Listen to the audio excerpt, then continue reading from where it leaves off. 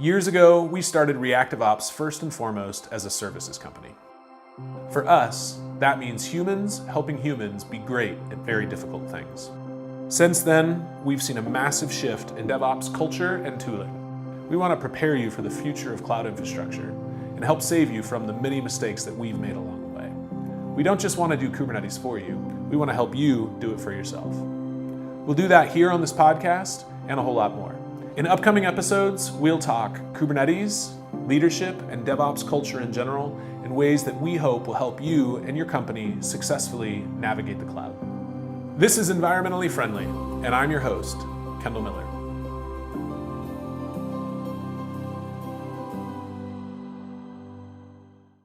Today we're here with Kelsey Hightower, a technologist at Google that many of you will have heard of. And thanks for being with us, first of all, Kelsey. Glad to be here. Yeah, we appreciate it. So first of all, let's just dive in. Tell us a little bit about how you got to where you are today at Google and as the voice that you are in the world of Kubernetes. I think for a lot of people, I started in tech and tech support, on the phone, troubleshooting customer issues in the web hosting world. So everything from Linux to MySQL to, if people remember back in the day, Plesk. It's like the original web hosting tool people would use. And I kind of worked my way through just, your normal enterprises, like some financial services, spent many years there, spent time in ISPs, cost communication as a system administrator. And then I kind of worked my way through this open source journey at Puppet Labs, right? So the configuration management tool, working in the open source space and just kind of helping people treat infrastructure as code. And then a few jobs in between. And then you land at CoreOS, where kind of get into the deepness of distributed systems, etcd, Docker, and then comes along Kubernetes, and do that for a little while. And I end up working at Google Cloud Platform and a mix of lots of things, helping customers kind of do their thing, all the way from exec briefings to hands-on keyboard. And at the whole, just really making Google Cloud ship great products, right? Engineering and product work, bringing it all together just to make sure Google Cloud is what developers need it to be. And you're kind of pretty focused on the Kubernetes world. Is that how you see it, or is there other things that you keep your feet in? Is it all things ops and Google Cloud? What's your niche from your perspective? Yeah, I think I'm, for some people, years ago, maybe it's my work at Puppet Labs. And I think recently, the last 4 years, it's probably my work around Kubernetes, right? Kubernetes just comes out. I'm doing a lot of the talks, a lot of the videos, teaching people how this Kubernetes things work, making sense of all this Docker and container stuff. So I think a lot of people, as a recent, know me from my work in Kubernetes, but my focus, lately has been around lots of the serverless stuff. How do we make infrastructure just go away and can just focus on what you build and develop? Golang, my favorite programming language. So typically give keynotes at GopherCon, write Go every day, have been doing that for about 5 years now. But mainly anything that it takes to get the job done, shipping software, right? So that's kind of my I guess, big focus. But, my specialties are Golang, Kubernetes, and things that surround those two things. So dig a little bit into that, because Kubernetes serverless is 2019 the year of serverless on the desktop? Is 2020 the year of? There's a lot of buzz around this. There's a part of me that thinks it's a little bit like the buzz around Linux. And when are we going to see the fruition of that? I think when it comes to Kubernetes, it's a big combination of things, right? So many years as a system administrator, we have always been trying to operate, automate ourselves out of a job, right? You build all these tools, all these scripts, so we can make it easy to leverage all of these systems we have. And in many cases, most people, if you have more than one server, you're in the land of distributed systems, right? Maybe you don't have the right tools to deal with that. But once you start to get to 2, 10, 20, 30 systems, multiple providers, multiple networks, you're in the land of distributed systems. So the thing that's interesting about Kubernetes is that all of that stuff we've been trying to build, all of those workarounds, things like Zookeeper, etcd, console, service discovery, all of those ideas and principles, we've now have a new checkpoint where we turn that into Kubernetes. And all of us that have been working on those tools now have a common place to work. So when we say Kubernetes, I'm really talking about these new set of abstractions that let us do the things that we were doing before, but now we can focus on a higher level. So that's what I kind of mean by that. Yeah, well, that makes sense. And where do you see serverless fit into that? Is serverless going to run on top of Kubernetes inside of someone's infrastructure? Is it always going to be all Lambda all the time? Where do you see the future of serverless going? Are people going to migrate out of distributed systems and be entirely functions as a service? Yeah, so when you talk about serverless, right, there's functions as a service. This would be your traditional AWS Lambda, right? Here's a snippet of code, maybe a little bit of event-driven programming, meaning I upload a file to S3, it kicks off my function does a bit of logic, maybe writes to a database. So a lot of people are taking that particular pattern, and it's so common that we can now build what we call like these FAS, or function as a service. So that's a subset to me of what serverless means. And I think the bigger part of serverless, we've been building up to this kind of since the dawn of the cloud: managed databases, managed authentication services, managed storage services. So once you start to have a managed service where you don't need to spin up the infrastructure first, right? Like 15 years ago, you want to use a database, you install MySQL, you configure it, you get all set up. And then when you're done, then you get to use the database. The serverless mindset is like, yo, I need a database, you manage it, give me the credentials and the URL, and off I go. Now we're trying to move that mindset across every tool and service that we need so we can at least have that option. So I want to be clear here.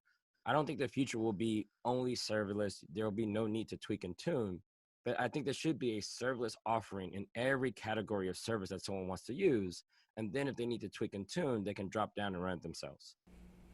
Okay, so in that definition, I mean, the abstractions that Kubernetes is putting on top of the cloud, the interacting with Kubernetes is already interacting with almost a serverless architecture. Is that how you see it, or are you saying that one more layer of abstraction after that? If you think about what Kubernetes brings to the table, if you're going to give me a fully managed, let's say Google Maps API, I expect it to be highly available. I expect it to be up all the time, highly performant.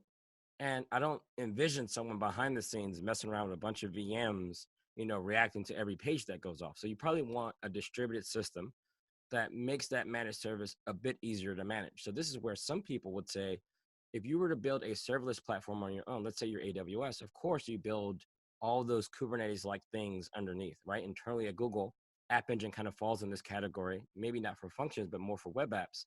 And we use Borg to do these kind of things.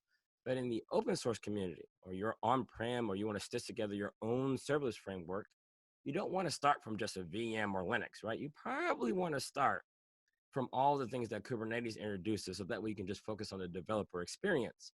And that's what most people are kind of afterwards when we talk about serverless. Yeah, do you see the role that Kubernetes plays in serverless and the ability to use things like Knative to run on top of it as sort of an extra layer of abstraction on top of Kube, so you get sort of that homogeneous API level interaction?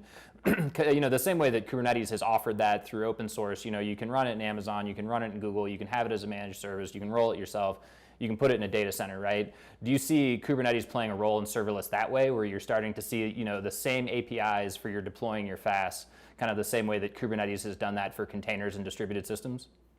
Yeah, but in the relationship that TCP plays to the internet, right? I want to use the internet. I just want to open my browser and surf the web. If I want to participate in the internet, then I need to get on board with an IP address, right? And a TCP connection. So that what evens the playing field. So if I want to host my own website and be a part of the internet, then that's TCP. So if you think about the context of serverless, Kubernetes and native is infrastructure, right? Just full stop, it's infrastructure. So it allows you to at least build or participate in this serverless way of thinking. So if you're going to roll your own serverless platform, let's say you're on-prem, you have thousands of developers, you got a bunch of machines, you want to present them a serverless experience.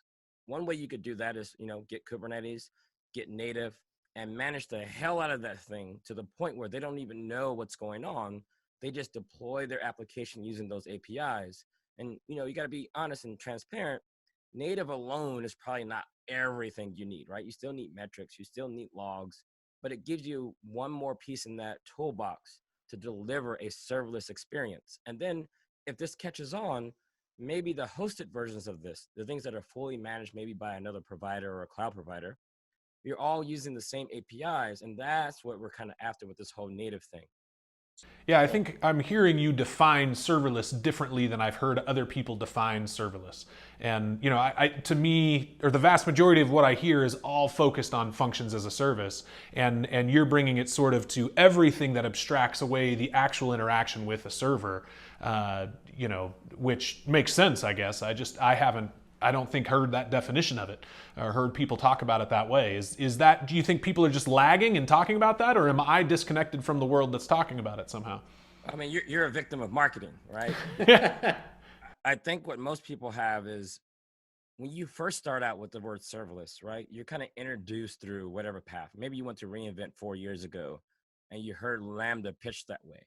And to be honest, Lambda was probably the best compute example of serverless, right? Here's a very clear definition. You put your code right here. You run this little command line tool. It's up and running. Boom. You want load balancing, API gateway. Bam. You want to write some data, DynamoDB. So that ecosystem for a lot of people kind of represented the very early definition of serverless. But even in the Amazon case, they've been trying to adapt that serverless experience to things like Aurora, right? Things that we'd have traditionally not classified as serverless. So what does serverless means? To me, it's any service, right? So email, if you're running Gmail, you got serverless email. If you're using some DNS service and you're not running the bind server yourself, you probably have a serverless DNS provider. So now what we're saying is we're going to go and tackle those things that we traditionally would do by hand, maybe running an open source. And we're going to apply that serverless architecture to as many things as we can. And that's the whole thing. So FAS is serverless compute. IAM is serverless security. Aurora serverless is serverless database. BigQuery is serverless analytics because you don't mess around with all the storage and the database components. So that's the way I think about it. And that's how most customers see it as well. I've been to the last 3 KubeCons, and every time I go, you give some big talk about the future of where this technology is going. I think you're somewhat seen as a tech prophet in this whole space, and I think the title's deserving. Almost every time you get up there and talk about where things are going, people's minds are kind of blown, and I'm a little disappointed that already in this, my mind's already kind of blown because you're redefining things for me. I'm not disappointed. That's fantastic. But as you're just thinking about the future, what do you see coming down the pipe 3, 5, 10 years from now? What are the next 3 things that are kind of top of mind for you as I think you're just looking at the future a little further out than the average person. So talk a little bit about what kinds of things are piquing your interest right now. I mean, whether you're convinced they're going to be the next wave or not, what kinds of things are you looking at, thinking about, chewing on, and what pieces of technology are you watching? I think it's not really the technology. The things that have remained constant. You're producing data. Somebody's making a request. You're going to process the request and you're going to do something. So if you're in the financial services world, people making requests are doing deposits, right? They're trading stocks. These things are the same things that people have always been doing. So what moves and changes is the experience that they can do that with, right? So when mobile came, you could do mobile banking. In order to get mobile banking right, then we need languages and frameworks that make the mobile banking experience better. So right, a whole new discipline of UX on a small screen became the thing. You want that experience to be fast. We also are dealing with unreliable networks, right? Because you're walking around with this mobile device. So if you look at some of those things, then you can easily see where the emerging tech has to come from, right? We need gRPC to make battery life last long on a mobile device instead of just passing JSON around. The way we think about some of the things we need to do, right? If you're going to do Dialogflow or OK Google or Google Assistant or any of these tools, you tend to think that, okay, I need some service or framework to make it easy to do language processing and to translate that into that new request, because that's a new experience that people get to do. So a lot of the technology kind of emerges around that. And it's all about convenience, right? So now people want to be able to do these things easier and quicker. So voice becomes a thing. And if we're going to do even more with voice, I expect there to be a lot more stuff happening in the ML speech recognition space, libraries to emerge from that. And then if you lay that over top of things that you do today, maybe you can use your voice to write code. Maybe you can use your voice to deploy infrastructure. So I don't know if it's as forward-looking, but I think when you see the emerging technology and what people want to do, you can easily see what needs to improve in order to get there. Okay. So then along those lines, I mean, when you're sitting and thinking about, you already answered some of this, I guess, how you just sort of look to the future and, what raises these questions so you know what to ask, so you know where stuff's coming from. Say you come across a new piece of technology, what does it look like for you, maybe in your day-to-day at Google? Are you sitting in front of your computer and downloading new things or installing new things and fiddling with them? Like, what does the test and feel process look like for you on a day-to-day process? How do you explore a new piece of technology? Yeah, so let's think about when Docker came out, right? Everyone's like, "Oh my God, this containers thing, it's gonna kill virtualization, right? It's gonna change everything about computing." So I just take an app that I currently have. I have a old little monolith, or I even take something like Jira. It doesn't matter. And I'll say, what does it take to get this thing that I know to run in this new thing? And you follow the instructions, trial and error, and then you dig into it. It's like, wow, Docker is a tarball, right? Like it makes a tarball after running some bash scripts and it spits it out. And I put it in the registry. And I try to map it to existing technologies, whether it's good or better or worse, it doesn't matter. This is a lot like RPM, okay? So I just try to do the match. Where are things similar? Where are things different? And then that helps me kind of understand. So I don't walk around saying I have a container strategy. I'm like, yeah, there's just a new packaging tool that has a different interface at exchanging packages. Great. And then running the container, right? It's like my app is not rewritten. It's going to make the exact same system calls. So that means the kernel is still at play. Docker isn't a new kernel. So what it's doing is just launching my process with a few more kernel flags to isolate it from other processes. That's all it is. So then I step back and say, okay, I understand what Docker's trying to achieve here. It's trying to make it easy for people to adopt existing technologies in a way that's focused on the user's workflow. Now I get it. I don't need to spend 3 years learning the ins and out and reading a bunch of blog posts. I just kind of get my hands dirty. So rinse and repeat for everything that I see that launches. I download it, build something on it, and try to see how it relates to the past. And then it clicks for me. Is there something you've been fiddling with in the last month or two that's really piqued your interest or gotten your attention? The new things that get my attention is that I believe that databases will go the way of a CDN, right? So I remember before we had things like Akamai to serve your videos and images, right? You used to have a little web server and you used to serve up your images and you should try to stream video from your web server. You can support maybe 10 users at the same time. Good luck if they were far away from you.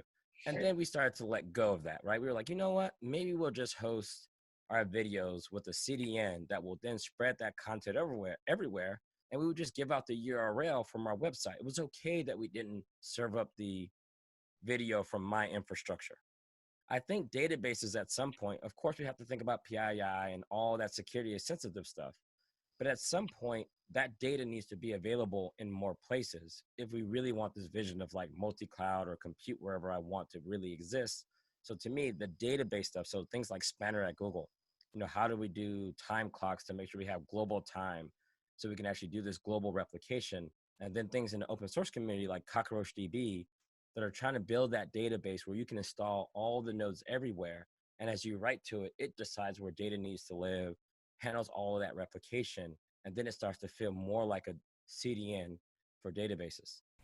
Right now, the database itself is a big bottleneck in our ability to get to really, truly distributed systems. And yeah, I buy that. Most of them were designed on a single node that gets bigger versus getting wider with multiple nodes. Right. And your best case is that you're limited regionally from what you're actually able to do. To what you said earlier about having to deal with less reliable networks and how do you manage replication across those.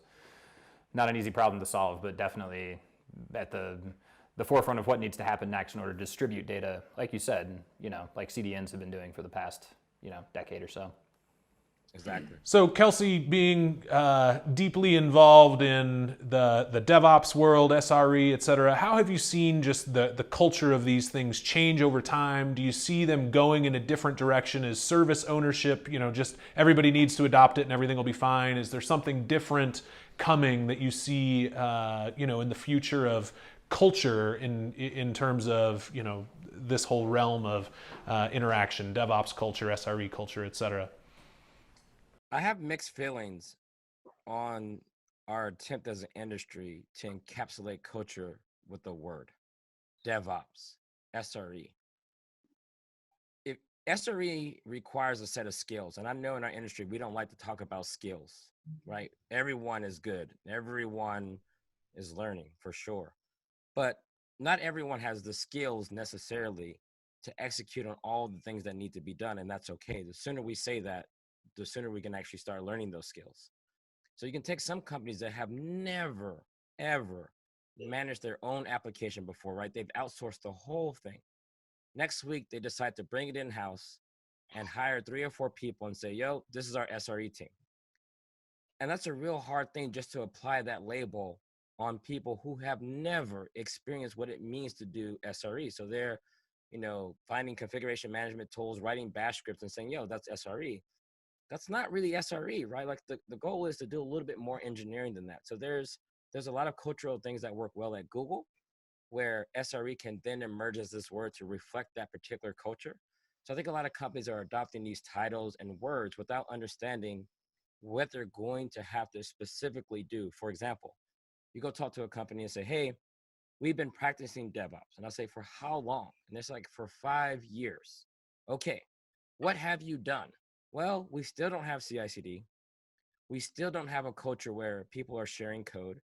So to me, it sounds like they were hiding behind the word as a success metric and say, we retitled the team. So obviously we're doing it. I'm like, I'd rather you drop the title and ship something. That'd be a much better trade-off. Are there companies besides Google you see doing this really well?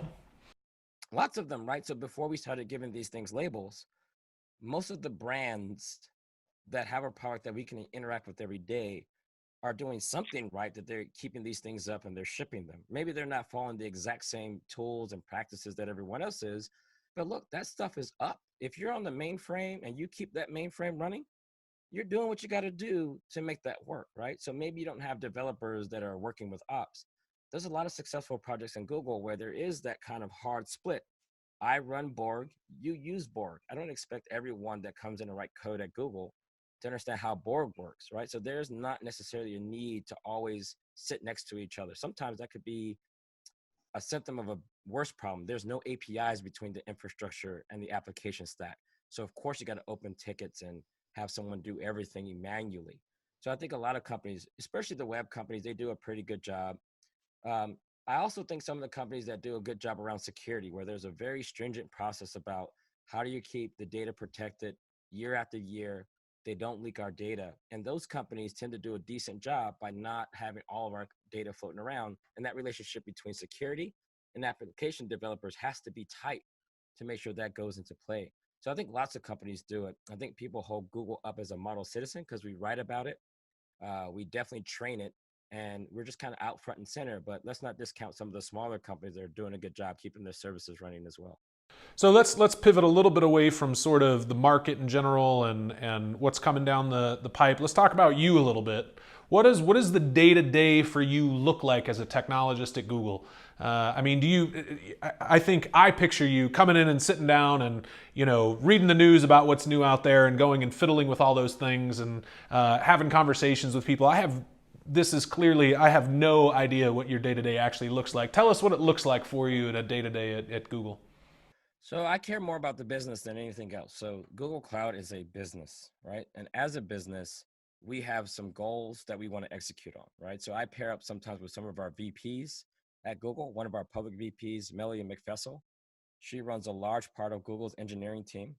I spend a lot of times with our serverless PMs, our GKE and Kubernetes PMs, even some of our language PMs. And I want to know what their business goals are, right? So they may say, look, we're trying to get to this amount of revenue. We're trying to get this set of adoption. And we're going to go and set goals on what products we want to build. I will review product roadmaps, product strategies, maybe what UX is thinking. And then I try to translate and say, you know what? I don't know if that's the right thing. Here's my feedback from working with customers. So to get that 360 view, I need to spend half my time with customers. I fly out and I do a lot of exec briefings. So this will be your CEOs or your major brands, your CIOs of your major brands. And I have to be able to translate the vision to them. So I'm not going to go in there and tell them about Kubernetes, pods, and containers. They want to know what that will do. Is this going to actually let my people ship what they need to do or not? So getting that story correct, getting the vision correct, and making sure the product meets that. Sometimes I have to write code. So when I go and work with the engineering team, I come back from the field and I say, yo, no one's writing microservices that way. Or the tools we put out there don't actually work for the developers that we're targeting. Here's a prototype of what needs to happen for this to actually connect. And maybe that turns into a product. Maybe that turns into documentation. And then everything else would be, I would probably say 10% of my time is staying on top of what's in Hacker News or putting something out there worthy of being in Hacker News, staying connected to reality. So my job is really more on that business, product, engineering, 360. Are we shipping things that you would be happy to pay for? And are there people in the market? I mean, Hacker News is aggregating those people, and there's other places that are aggregating those people. But are there specific technology watchers that you enjoy reading? Are there counterparts to Kelsey at competing companies that you like having conversations with just to stay on top of where the stuff's going? Who are the movers and shakers in your world that you like to stay on top of what they're doing?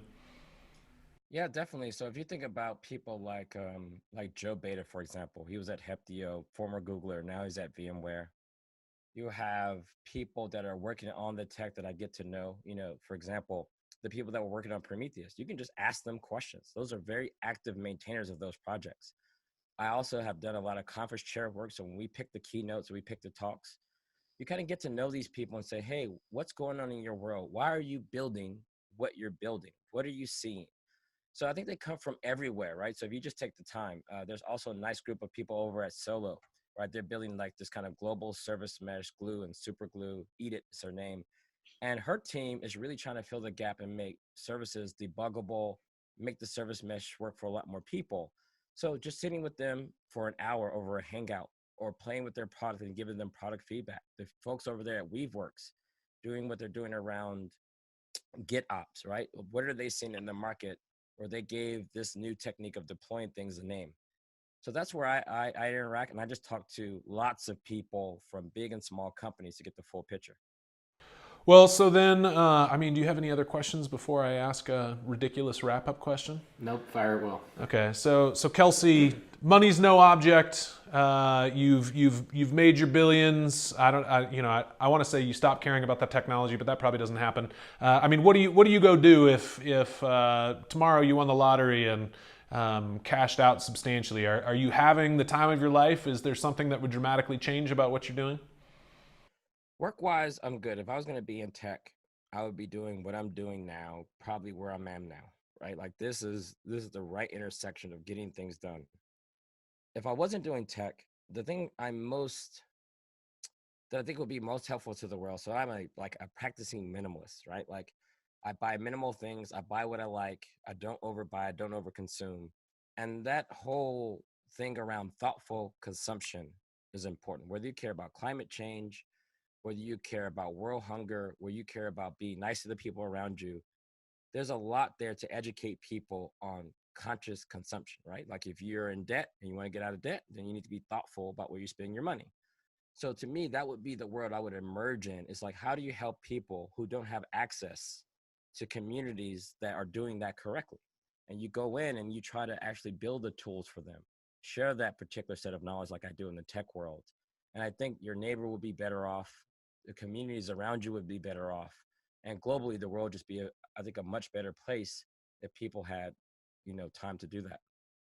Okay, so I guess just last question I want to ask is there anything we're missing? What's maybe top of mind for you that we don't know to ask? I put you in a very specific and I imagine small box, and you told me at the beginning I'm a victim of marketing, and I completely buy that. So tell me, is there something you want to talk about or share that I'm not thinking to ask about?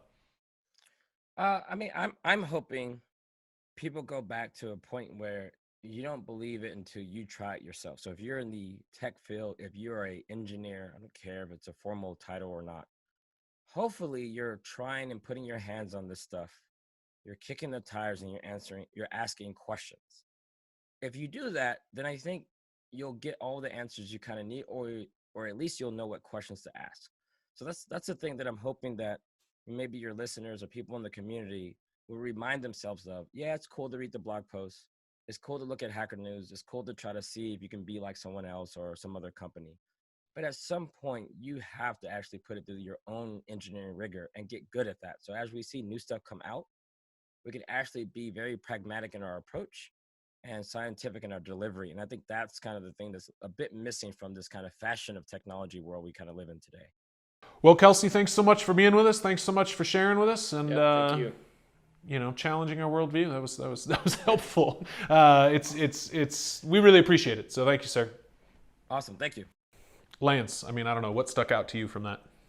I think that his take on serverless and pulling it out of Amazon, I think, was really sort of first to the table with what serverless was, and they did present it in a way of like you don't have to care about containers anymore, you don't have to care about VMs.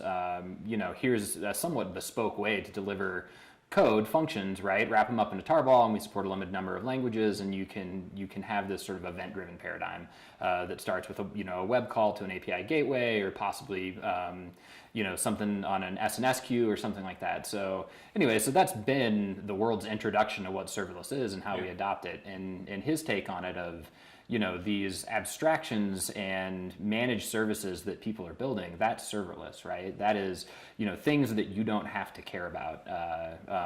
And while your touch points are a little bit lower when you're adopting something like Amazon Lambda, AWS Lambda, it's really the paradigm and the thought when you're entering that world, when you're using something like a managed database service, is really the same. So yeah, and with a decent CI process, or CD process, the engineer isn't even exposed to the Docker container, right? I mean, they're gonna issue a few commands, and it's gonna do the whole thing for them. So to them, it's a completely serverless interaction, and in some ways, it's a lot easier than packaging up a tarball and shipping it to S3, which is pretty interesting. Sure. Well, another interesting thing he said, you asked him about how he adopts new technology, and I think that, especially in the world of Kubernetes, which you and I are both in pretty heavily, his concept of primitives and, just how what we're doing is we're building the next abstraction on top of something, and serverless is very much that, right? And managed services is very much that, and his sort of initial foray into Docker, where he looked at it and said, okay, this is an abstraction, this is an API or a tool set for me to work with things that I know and things that I understand, and how does that abstraction work? And really being able to get in and ask those questions, but really be able to get in and get your hands dirty so the right questions to ask, and fill in the gaps. Kubernetes is very much the same, as Docker was to, how you package and ship your applications. Kubernetes is the same to, how do you orchestrate those applications? How do you orchestrate processes in a distributed way across many systems? There are things that we know. There's Docker primitives that live under Kubernetes as, the primary runtime for Kube as a distributed system, and Docker is a way to abstract how you're running processes on a single host, right? So it was pretty interesting to hear, how he take the primitives and take the abstractions and just kind of stitch those together. What's interesting to me to think, the first API I ever messed with was Twitter's API, and I know they were around for a while before that, but that was the first big one that made a splash for me. Right. And wow, interacting with an API is this new experience rather than having to harvest data myself or spit it out in some different form or trick a form into accepting it or whatever it was. Right. And thinking about, it sounds like the future is just all APIs all the way down. We'll see. It sounds like it. Till somebody comes up with a better abstraction. Yeah. That was by far the key takeaway for me, was just kind of, I've been thinking about serverless wrong in a way too small of a fashion. Right. To me, it's been functions as a service, and I like the way he defined that as serverless for compute.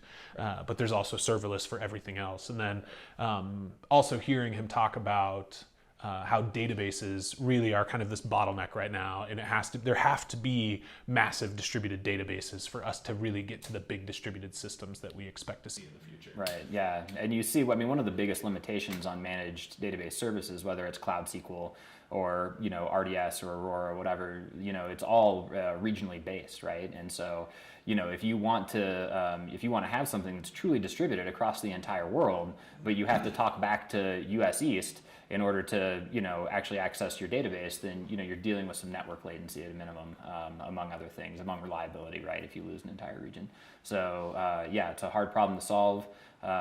It puts a lot of pressure on the network. It'd be interesting to see what happens next. It's interesting to think. I've been just thinking about the future of serverless and as it relates to reactive ops, and apparently we're already a serverless company. I just didn't ever really think about it that way. But okay, well, great. Well, I found that helpful, and looking forward to next time. Yeah, likewise.